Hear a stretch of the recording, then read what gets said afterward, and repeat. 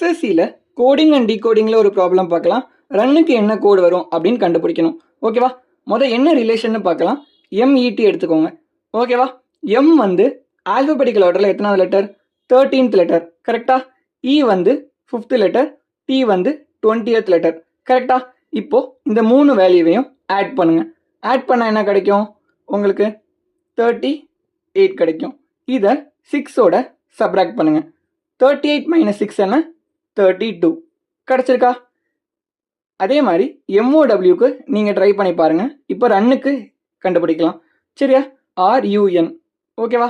R வந்து alphabetical ஆர்டரில் எத்தனாவது லெட்டர் கிடைக்கும் நமக்கு? 18th letter. You 21st letter. என் வந்து 14th லெட்டர். இப்போ ஆட் பண்ணால் நமக்கு என்ன கிடைக்கும்? 53. கரெக்டா? இப்போ என்ன பண்ணணும்? 6ஓட சப்ராக்ட் பண்ணணும். 53 மைனஸ் 6 என்ன?